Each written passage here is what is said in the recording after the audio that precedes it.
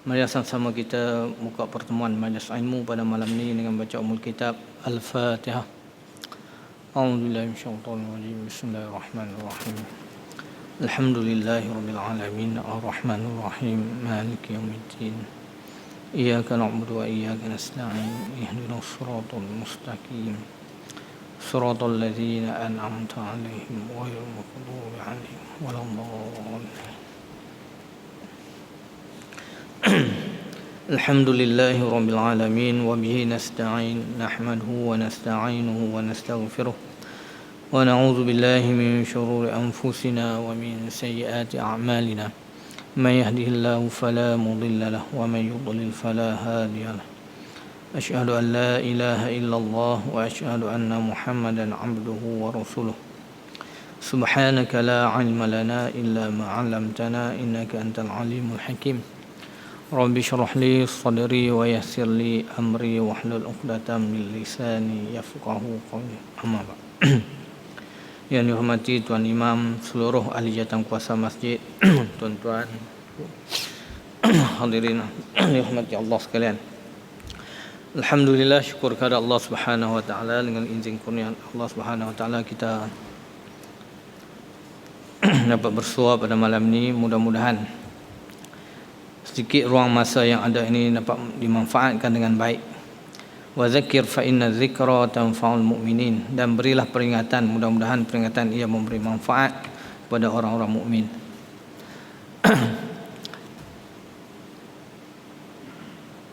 Baik, dengan ruang yang ada ini insya-Allah kita sambung perbincangan berkaitan dengan solat berjamaah. Saya tak boleh pakai ni tuan-tuan, dilemah. Tak apa kot noh. Syarat ada tak apa kan. Ada baru kata tak ada pula ada.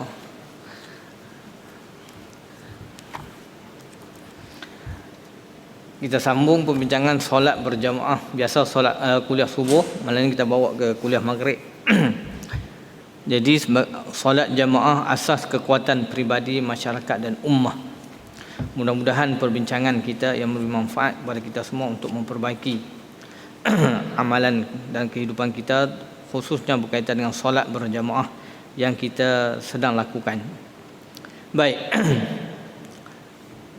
Seperti mana kita maklum, solat berjamaah ini kelebihan dia ada 27 darjat daripada sembahyang seorang diri.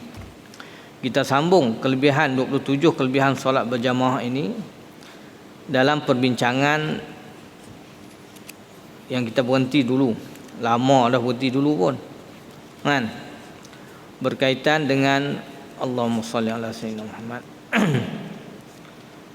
Membetulkan saf solat dan memenuhkannya.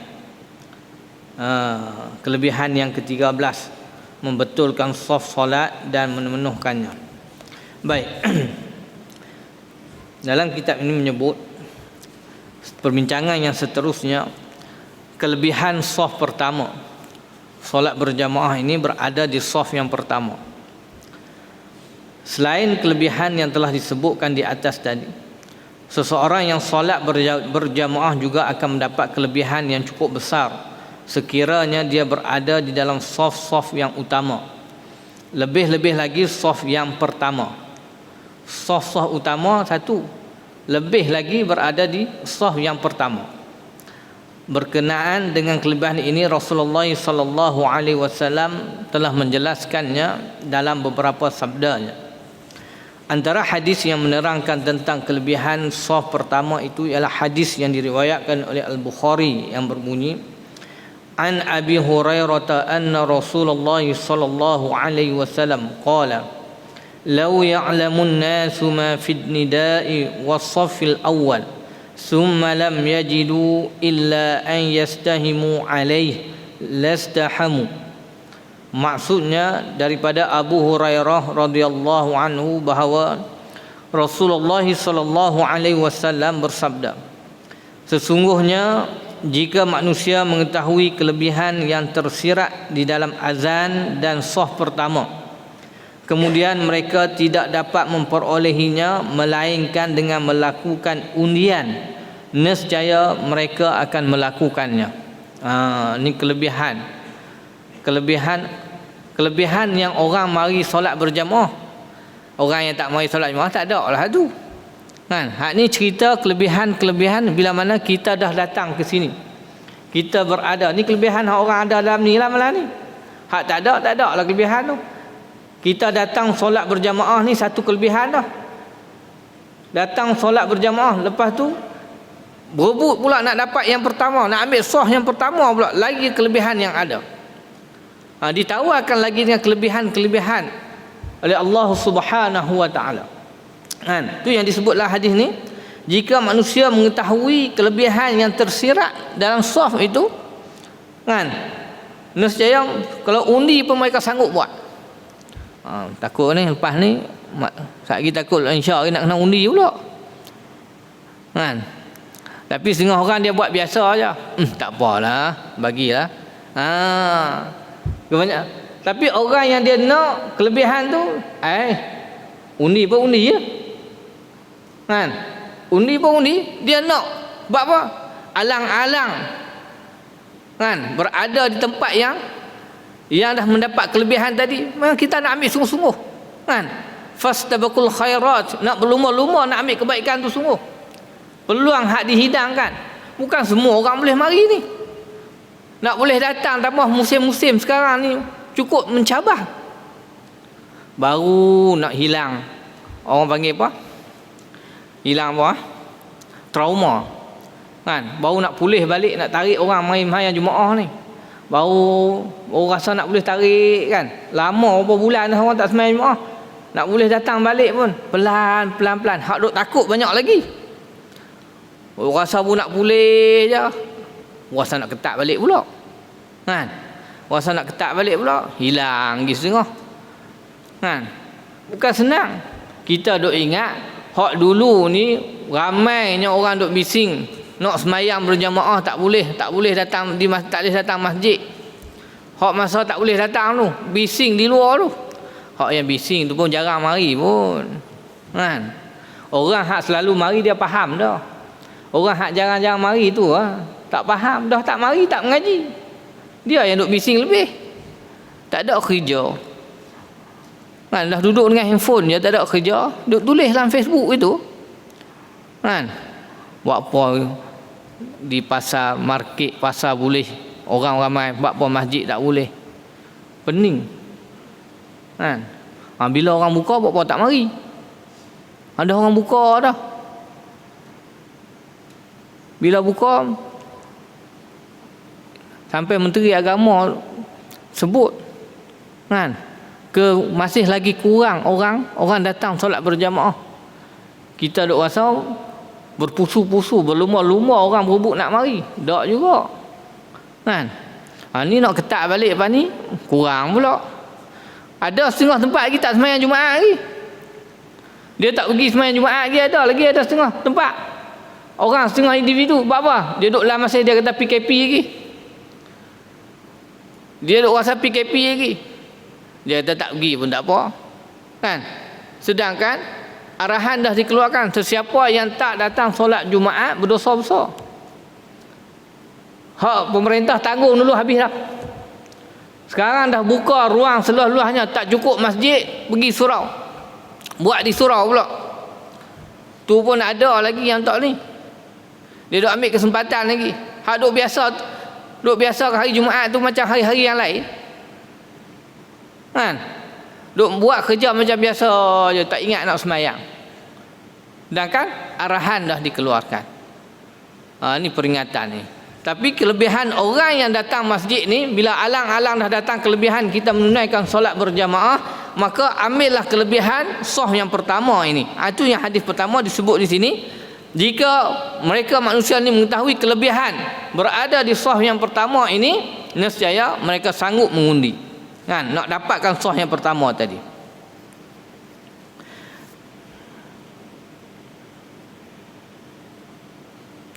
Dalam hadis yang lain terdapat keterangan daripada Nabi sallallahu alaihi wasallam yang menyatakan sesungguhnya saf pertama solat berjamaah kelebihannya adalah seperti saf para malaikat. Antara hadis yang menerangkan kelebihan sedemikian ialah hadis riwayat daripada Abu Daud yang berbunyi, an Abi Ibn Ka'b radhiyallahu anhu qala Rasulullah sallallahu alaihi wasallam inna saffal awwal ala misli saffil malaikah walau alimtum ma fadilatuh labtadartumuh. Daripada Ubay bin Ka'ab radhiyallahu anhu katanya, Rasulullah sallallahu alaihi wasallam telah bersabda, sesungguhnya saf pertama solat berjamaah bandingannya adalah seperti saf para malaikat. Justru itu, jika kamu mengetahui tentang kelebihan yang tersirat di sebalik saf yang pertama, nescaya kamu akan berlumba-lumba untuk mendapatkannya. Berkata Syekh Ahmad Abdul Rahman Al-Banna, Syekh Ahmad Abdul Rahman Al-Banna berkata, ketika menghuraikan maksud saf malaikat ini, ia bermaksud para jamaah yang berada dalam saf pertama solat berjamaah adalah hampir dan dekatnya. Ini yang nak tahu apa kelebihannya tu, kan? Yang kata ada kelebihan apa kelebihannya ni, kan? Ni kita cerita ni bukan kerana musim lah, tuan-tuan yang duk ambil kerana musim ni. Musim lah memang susah nak dapat ramai depan bayar. Ni kita cerita secara umum, hak kebiasaan sebelum ni. Hak kita boleh semayang pun penuh ni. Sekarang dah jarak dah, kan? Saf masih jaga, kan? Dengan betulnya saf, lurusnya saf tu kita masih jaga, bukan dia ikut dan duduk je. Cuma tak boleh nak rapat je. Tu pun kadang-kadang orang bising juga, kan? Bising juga, solat berjemaah macam mana duduk tak rapat. Nabi tak pernah buat. Oh, pandai pula, kan? Pening tuan-tuan. Kita ni jangan duk persoal banyak sangat. Hak-hak bab macam tu yang duk persoal banyak sangat. Bukan saja-saja pemerintah buat, dah mengambil kira pandangan para ulama dah kira dah. Dalam keadaan kita darurat pada hari ini, kalau kita faham darurat itu tak persoal dah. Tak persoal dah. Dia macam-macam bab ni dia persoal. Nak datang tak boleh solat di masjid, dia persoal. Bila masjid nak buka, bila datang pula kena jarak pula, dia persoal. Kerja nak persoal je, kan? Kerja nak persoal je. Hak dulu tak boleh semayang sunat, terus semayang fardu. Dia kata sebab apa? Kelebihan hak Nabi sebut solat sunat subuh, kenapa tak bagi solat sunat dulu? Oh, macam-macam dia kata, kan? Tiba-tiba masjid terus iqamat, habis azan terus iqamat. Ni pening tu kan ni. Jangan duk persoal banyak sangat. Kan? Ni. Baik. Kelebihan yang disebutkan di sini, yang katakan saf pertama disebut oleh Syekh Ahmad Abdul Rahman Al-Banna, yang dikatakan berada dalam saf pertama solat berjemaah adalah hampir dan dekatnya dengan Allah Subhanahu wa taala. Hampir dan dekatnya dengan Allah Subhanahu wa taala. Ia juga menggambarkan turunnya rahmat dengan sempurna. Turunnya rahmat dengan sempurna dan melimpah ruah ke atas mereka. Ini orang yang berada di saf yang pertama ni. Supaya lebih terselah dan lebih jelas lagi betapa hebatnya kelebihan saf yang pertama, maka di sini diperincikan lagi kelebihan-kelebihan tersebut. Yang pertama, Allah Subhanahu wa taala dan para malaikat bersolawat ke atas jamaah saf yang pertama. Sesungguhnya Allah Subhanahu wa taala dan para malaikat bersolawat ke atas para makmum yang menduduki saf pertama dalam solat berjamaah. Ini dapat dibuktikan melalui banyak hadis-hadis sahih yang disabdakan oleh Rasulullah sallallahu alaihi wasallam. Mungkin tuan-tuan kita di sini dalam masjid ni mungkin tak berlaku. Saya yang duk tengok sekali-sekala mungkin tak berlaku. Tuan-tuan hak mari ni pun tuan-tuan hak ada ilmu belaka dah. Duk mengaji lama dah, duk faham lah lama dah. Tu yang setengah pun penuh dah. Kadang tak dan Bilal nak iqamat lagi penuh dah, seorang berebut dah. Tapi cerita ni bukan, kita jangan tengok kita di sini. Kalau tempat-tempat lain nak penuh saf yang pertama cukup susah. Cukup susah nak penuh saf yang pertama. Bukan tak ada jemaah nak sembahyang. Persoalan bukan tak ada jemaah, jemaah ada. Semua pakat duduk berdiri belakang tu. Bukan berdiri dalam saf, duduk berdiri tengok siapa nak pergi dulu. Kan? Imam nak kena panggil. Imam nak takbir tak boleh lagi sebab apa? Saf yang pertama pun tak penuh lagi. Saf yang pertama tak penuh bukan kerana tidak ada jemaah. Jemaah duduk menunggu, duduk tunggu kat belakang. Ini bukan cerita di sini. Kebanyakan tempat lain. Kebanyakan maksud dah banyak lah. Sebab benda ni kadang-kadang saya di tempat-tempat lain kuliah pun ada minta suruh sebut benda-benda yang macam ni. Kadang tak banyak pun sah di depan tu hanya 10 orang je. 10 orang je. Nak penuh 10 tu tak boleh. Sebab apa? Sebab dia tak nampak kelebihan yang berada di sah yang pertama tadi ni. Bukan nak suruh semua duduk belakang imam. Hak yang tak berani tu sebab kerana duduk takut duduk belakang imam tu. Kiri kanan banyak lagi tu. Hak belakang imam tak apa, Tok Bilal ada dah. Jangan Bilal lepas ikomat terus duduk sah yang ketiga. Ada juga gitu. Dia boleh sekadar Bilal je dia. Dia tak kadar tolong ikomat je dia boleh. Hak lain dia tak boleh. Tapi syarat dia lepas ikomat dia duduk sah kedua atau ketiga. Bimbang satgi jadi apa kata imam dia tak boleh nak ganti. Yang ni kita bukan duk minta kata duduk belakang imam. Kiri kanan nak penuhkan kiri dan kanan sah yang pertama tadi ni. Memang yang nak duduk belakang imam tu takut. Tapi sepatutnya kita tak perlu takut. Sememangnya kita ni semua dah memang patut jadi imam. Dah kena sentiasa dah bersedia dah jadi imam. 3 bulan takkan tak boleh lagi. 3 bulan duduk di rumah, duduk jadi tok imam rumah 3 bulan. Itulah masa dia praktikal dia duduk di rumah. Kan? Dah masjid tak boleh duduk di rumah. Rumah pun main seorang je. Kami duduk harap masjid je ustaz. Kan? Harap di masjid lah boleh duduk tumpang tok imam.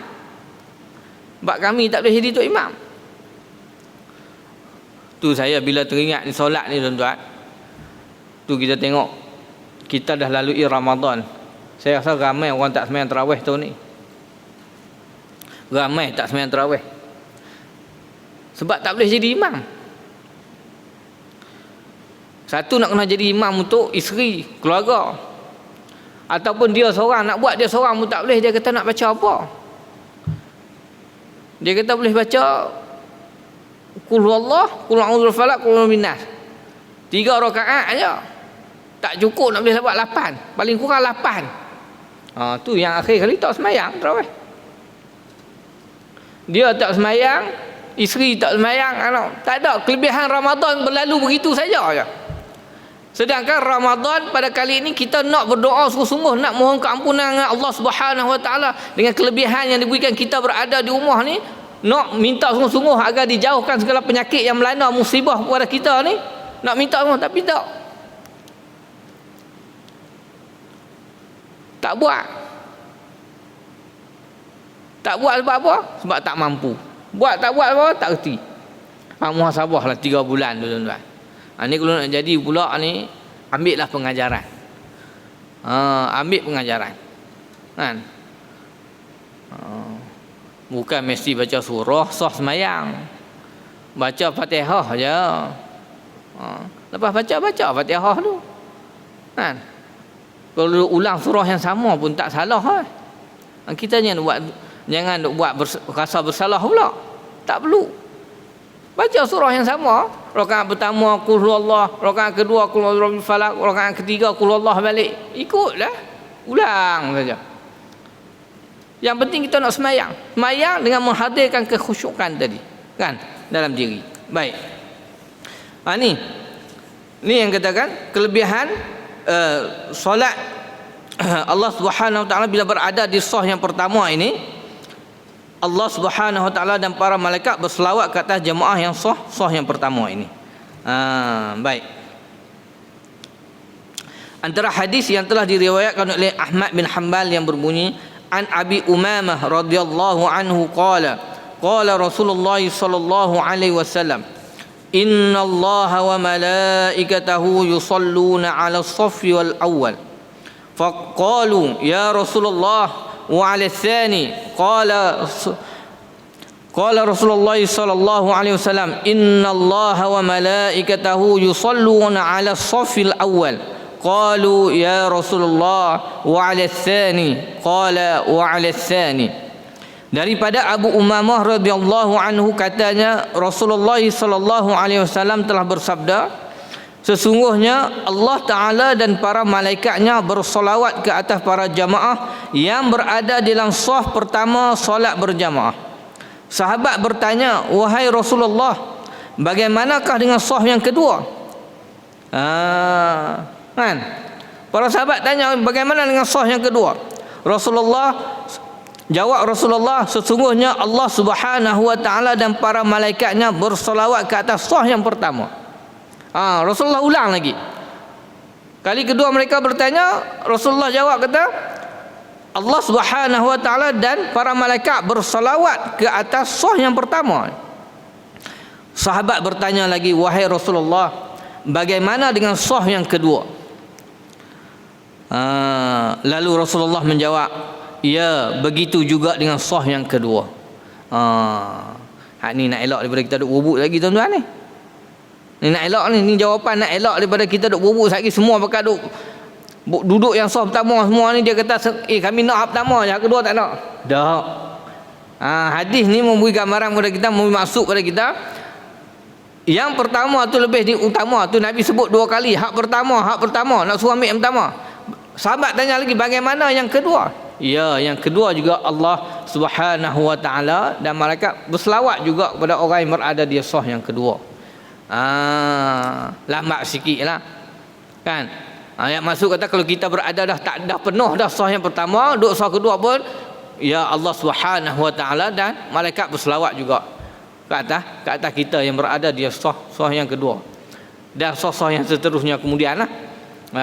Tapi utama yang pertama. Gitu.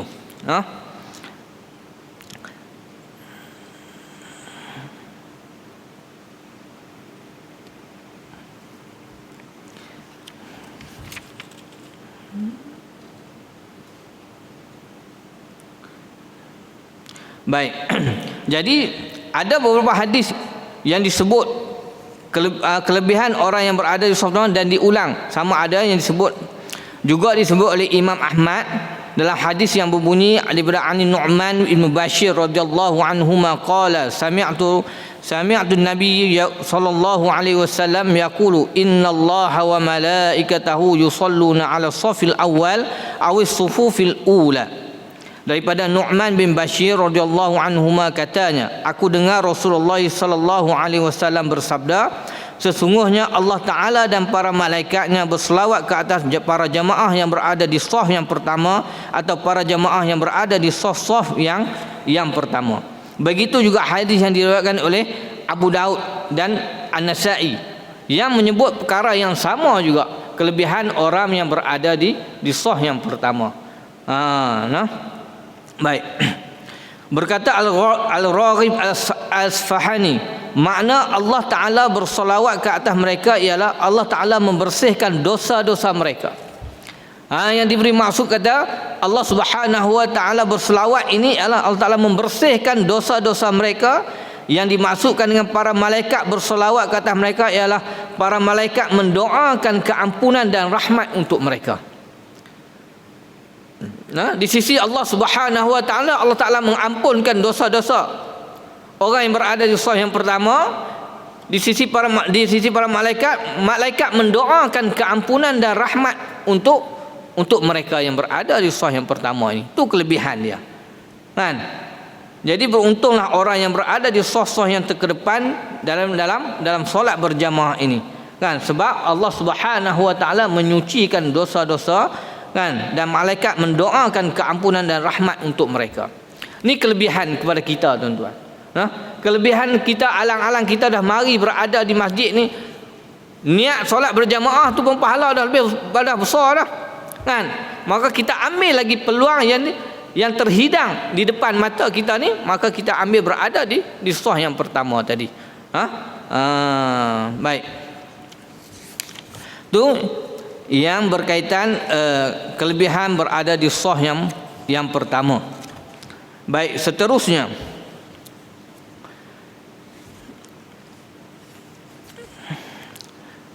kelebihan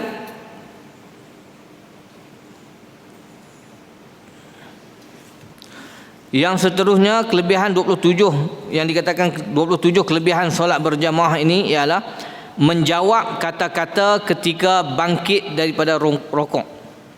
Menjawab kata-kata ketika bangun ataupun bangkit daripada rokok.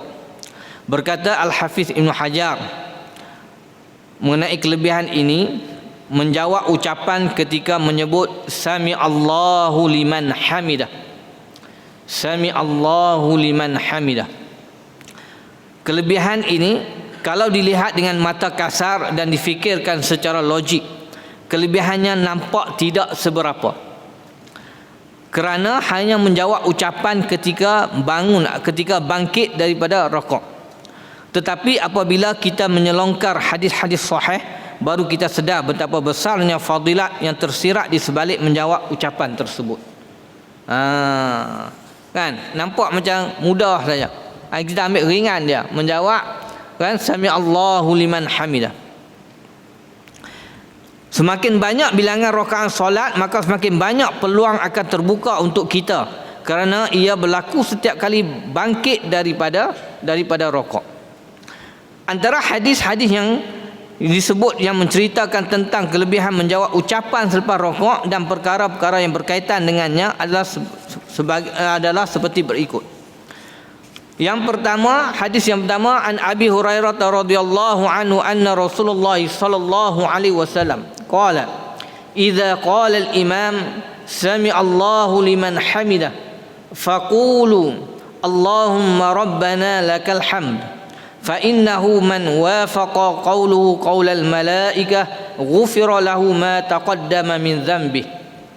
Daripada Abu Hurairah radhiyallahu anhu, sesungguhnya Rasulullah sallallahu alaihi wasallam suatu hari telah bersabda, apabila seorang imam menyebut selepas daripada bangkit daripada rokoknya, bangkit ke bangun tuan-tuan sama kan, bangkit bangun daripada bawah kan, ikut tuan-tuan fahamlah, disebut dalam ni bangkit. Selepas bangkit daripada rokok tu, bangun daripada rokok tu, Sami Allahu liman hamidah, maka hendaklah kamu semua menjawab dengan berkata Allahumma rabbana lakal hamd. Allahumma rabbana lakal hamd. Maka sesungguhnya sesiapa yang serentak ucapannya tadi dengan ucapan yang disebutkan oleh para malaikat, nescaya akan dihapuskan baginya segala dosa kesalahannya yang telah lalu. Tu kelebihan dia tuan-tuan. Besar kelebihan dia. Kita nampak ambil mudah ya.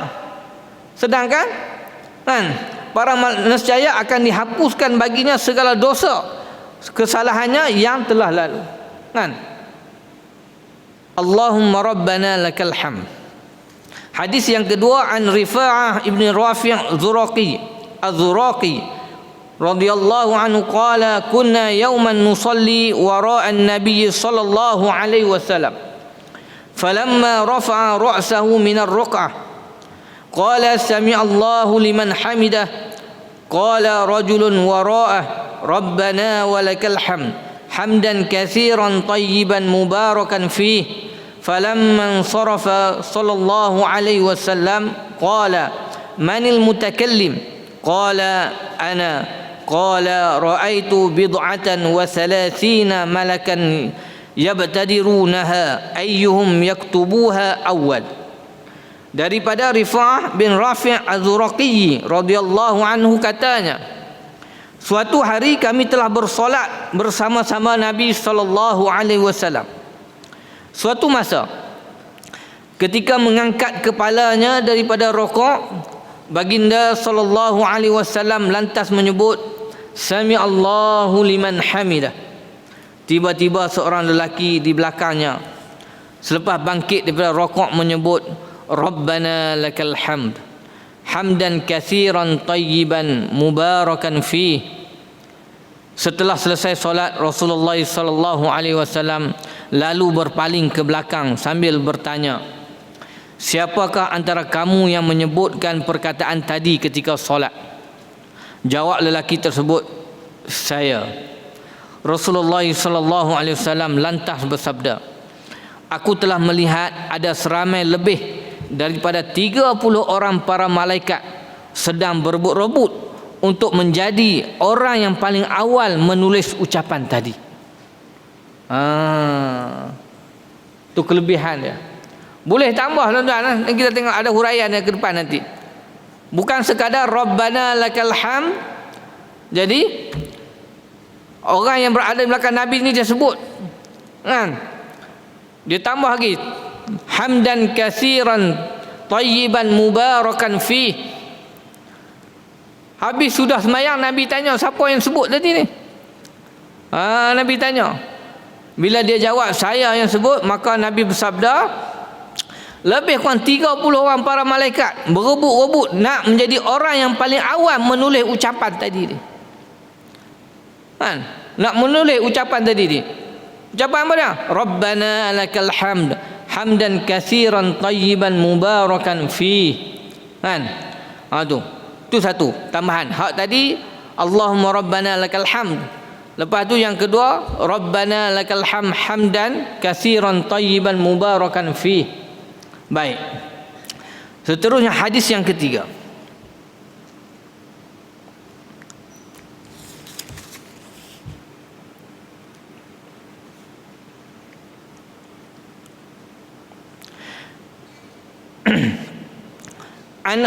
عن ابن أبي أوفى رضي الله عنه قال كان رسول الله صلى الله عليه وسلم إذا رفع ظهره من الركوع قال سمع الله لمن حمده اللهم ربنا لك الحمد ملء السماوات وملء الأرض وملء ما شئت من شيء بعد.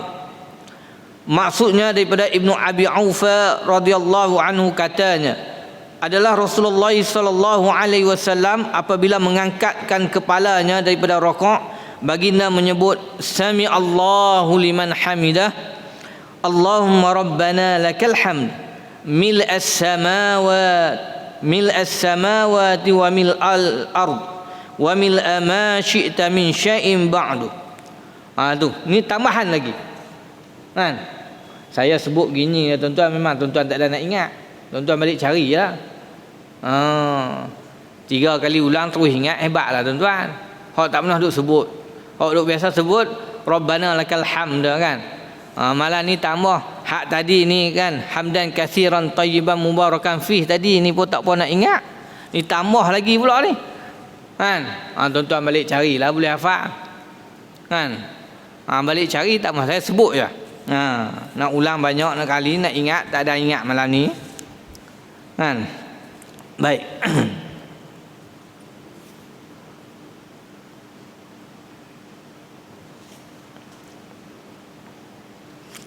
Baik.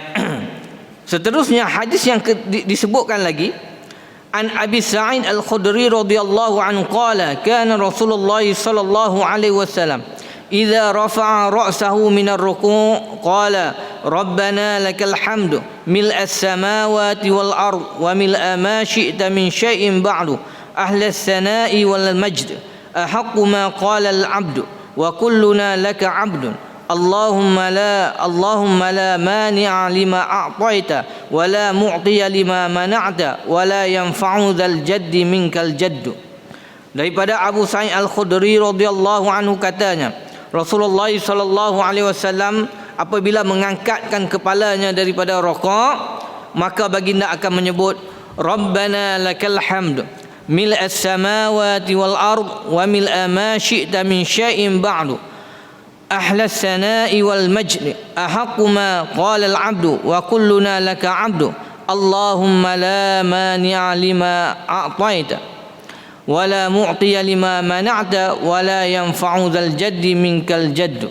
Lagi panjang tuan-tuan. Lagi panjang. Tak ada nak ingat dah. Kan? Lalah kali kita ambil hak pendek tadi, hak duk buat dah, Ustaz, cukup dah. Kita mudah hak tu je kita. Kan? Tapi sekurang-kurangnya kita ambil ilmu ni, Kok mana nak tahu kita nak ambil kelebihan-kelebihan tadi ni, boleh tambah. Kan?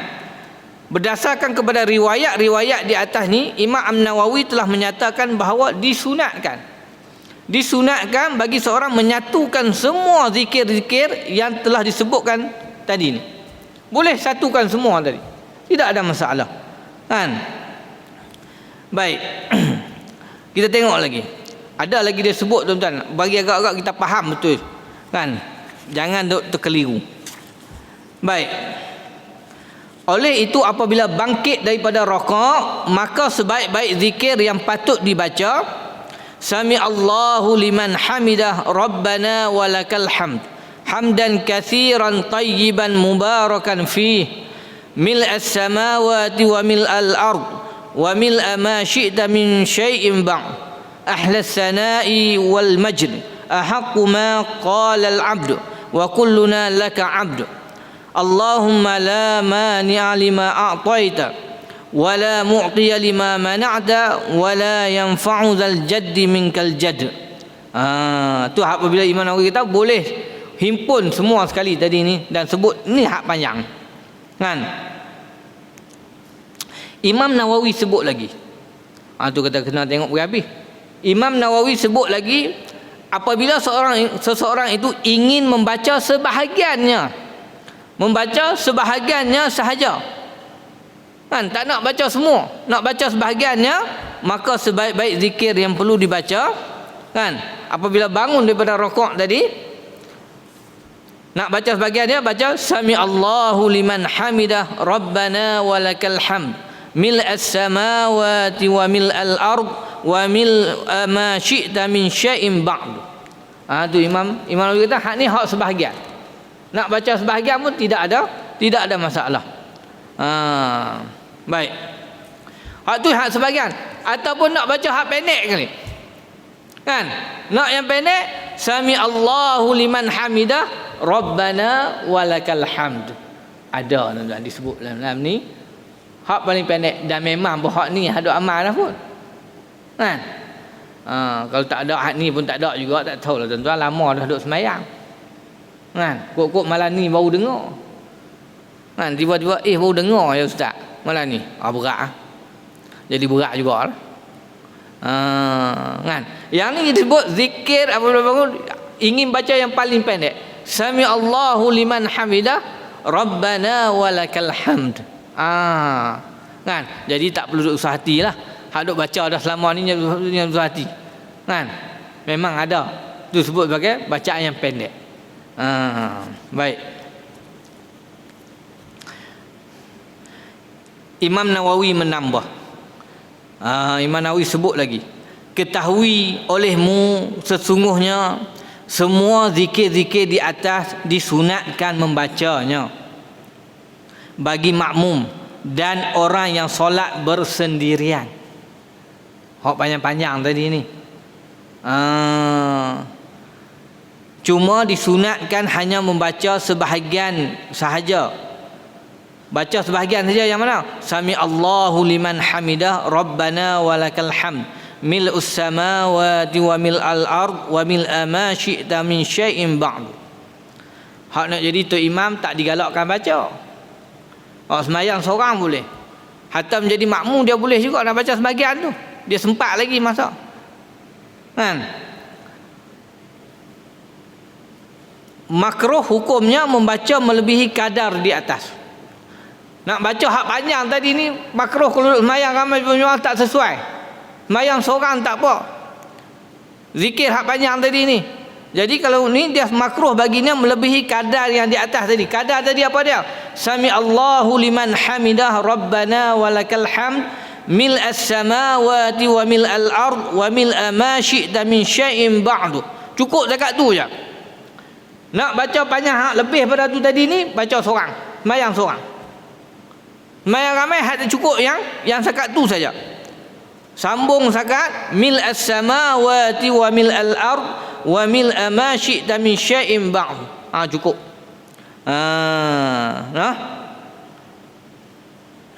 Baik. Tu yang dikatakan menjawab sami Allahu liman hamidah, tu kelebihan dia tadi ni, dihapuskan segala dosa-dosanya. Kita nampak ringkas kan, nampak mudah, tapi tu kelebihan yang ada yang ditawarkan kepada kita apabila kita ambil baca berada dalam solat berjamaah ni. Ambil kelebihan tadi ni. Jangan duk tutup mulut rapat tapi tak baca apa. Kan? Jangan tak baca apa. Tu kelebihan kita datang solat berjamaah tu. Kan? Nak ambil peluang-peluang tadi ni. Macam disebut tadi, berada di saf yang pertama. Sebab apa? Saf kedua, ketiga kelebihan tak sama dengan yang pertama. Orang hak pertama ni nak lebih khusyuk lebih lagi. Orang hak kedua ni dia duk tengok orang depan tu, ini masalah tu. Kan? Apatah lagi orang depan tu pula pakai baju macam-macam tulisan pula. Tu kita seboleh-bolehnya nak semayang ni, kalau boleh jangan. Kalau seboleh-bolehnya, bukan kata sampai haram. No? Hak baju tulisan-tulisan tu. Sebab dia ganggu orang hak duduk di belakang dia. Mengganggu orang yang berada di belakang dia. Orang duduk suruh baca Fatihah, dia duduk baca tulisan baju tu. Tu jadi masalah tu. Kan? Tu yang jadi masalah. Tu kita seboleh-bolehnya. Bukan sampai haram. Sebaik-baiknya pakailah baju hak macam mana tuan-tuan pakai pada malam ni lah. Tu lebih baik. Hak paling baiknya hak putih belakang lah. Kan? Hak sebaik-baiknya. Baik. Mudah-mudahan kita dapat beramal dengan baik. Bab berkaitan dengan bangkit daripada rokok ni, kita dapat membaca zikir ni dengan baik. Pelan-pelan kita boleh tambah, itu lebih baik. Dengan ruang masa yang ada, pelan-pelan hafal. Hadu ingat sekadar sami Allahu liman hamidah rabbana lakal hamd, tu pun dah baik dah.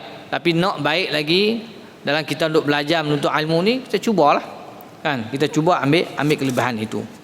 Baik, yang seterusnya kelebihan, kata 27 kelebihan ini, memperolehi khusyuk dan terselamat daripada perkara yang melalaikan. Tadi berapa? 14, 15. Ni yang ke-15. 15 daripada 27. Memperolehi. Al-Hafiz Ibn Hajar berkata mengenai kelebihan yang seterusnya, memperolehi rasa khusyuk dalam solat dan pada kebiasaannya akan terselamat daripada perkara-perkara yang melalaikan ketika solat. Ini kelebihan dia. Salah satu yang ada, orang yang mengerjakan solat berjamaah ni kan, dia memperolehi khusyuk dan terselamat daripada perkara yang melalaikan. Perkataan khusyuk ada kalanya digunakan bagi menunjukkan keadaan hati seperti takut, dan ada kalanya digunakan bagi menunjukkan kelakuan tubuh badan seperti diam. Mengikut Fakhruddin Ar-Razi, Imam Fakhruddin Ar-Razi dalam tafsirnya, yang paling tepat perkataan khusyuk mestilah merangkumi kedua-dua penggunaan di atas. Sebahagian ulama memberi pengertian khusyuk ialah suatu hakikat atau realiti yang wujud dalam diri insan yang dapat diketahui melalui ketenangan yang wujud pada anggota-anggota badan yang menepati maksud ibadah. Ketenangan yang wujud dalam diri dia tadi ni, tu kata khusyuk. Dalil yang menunjukkan bahawa perkataan khusyuk digunakan khusus bagi menunjukkan keadaan atau tingkah laku hati ialah hadis yang telah diriwayatkan oleh Al-Hakim yang berbunyi, al-khusyu'u fil qalb, al-khusyu'u fil qalb. Maksudnya khusyuk itu tempatnya adalah hati. Khusyuk itu tempatnya adalah hati. Adapun hadis yang bermaksud jika khusyuk hati orang ini, nescaya akan tenang semua anggotanya, memberi mesej bahawa anggota-anggota badan luaran menjadi petunjuk atau alamat kepada anggota dalaman, iaitu hati. Hati inilah yang duk kontrol, duk jaga kita ni. Khusyuk tak khusyuk tu dia mai situ. Baik.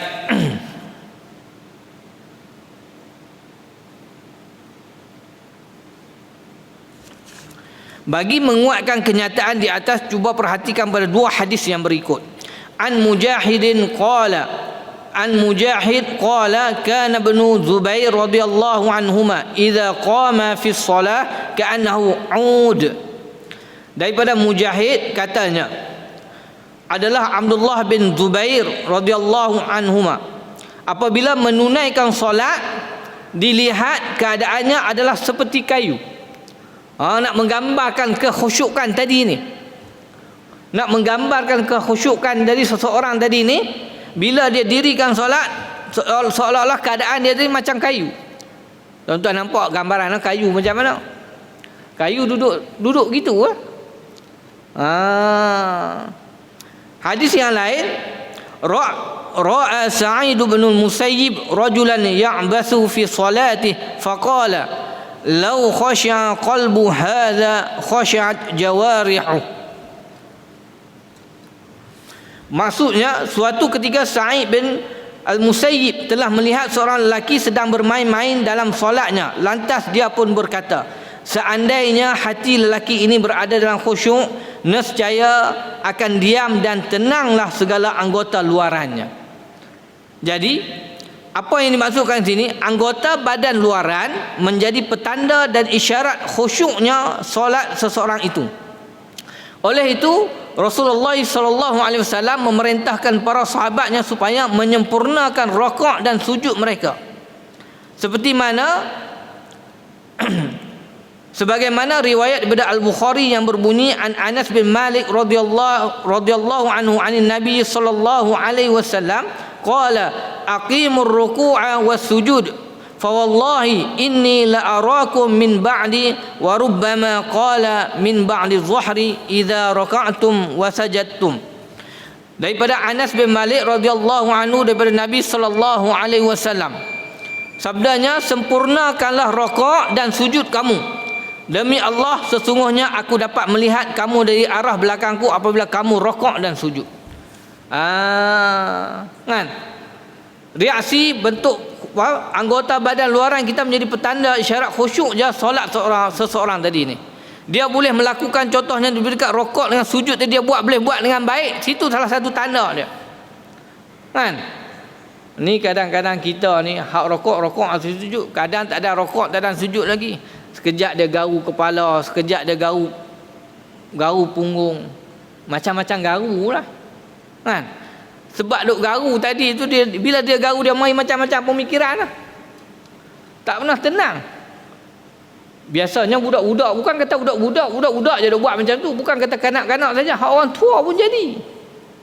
Kan? Orang tua pun jadi. Sebab perkara-perkara tersebut dia mengganggu kekhusyukan solat kita. Kan? Mengganggu kekhusyukan solat kita. Dengan korek lubang hidungnya, kadang-kadang tak gatal mana pun, tapi saja dia kata duk tunggu Tok Imam baca lama sangat, Tok Imam baca surah panjang sangat, dia kata tu yang duk garu dulu tu. Sedangkan dia ada benda lain lagi. Kita nak suruh dengar Tok Imam baca tadi ni, nak melahirkan kekhusyukan. Selesai Tok Imam baca Fatihah, kita baca Fatihah. Kan? Dah habis baca Fatihah, Tok Imam duk baca surah lagi, kita dengar pula tu. Kan? Ni dak, kita buat macam-macam. Itu yang boleh mengganggu kekhusyukan kita. Mengganggu kekhusyukan kita tadi ni. Baik. Jadi kita sambung akan datanglah tuan-tuan. Tak boleh duk gagah lagi. Tak ada nak habis bab khusyuk ni. Sebab buat tadi butuh cerita khusyuk, tak kaitkan lagi khusyuk dalam solat berjamaah kita ni. Bab yang nak kita bincang ni, khusyuk dan solat berjamaah, apa kaitan dia? Kita nak sebut yang tu. InsyaAllah kita akan sambung pada pertemuan yang akan datang. Bila tak pasti. Saya tak menentu tuan-tuan. Kan? Orang panggil kita mari ya. Baik, yang baik daripada Allah Subhanahu wa taala, lemah kurang tu kelemahan kita tanggung atas baik kafarah dan surat Allah Subhanahu wa taala. Astaghfirullah.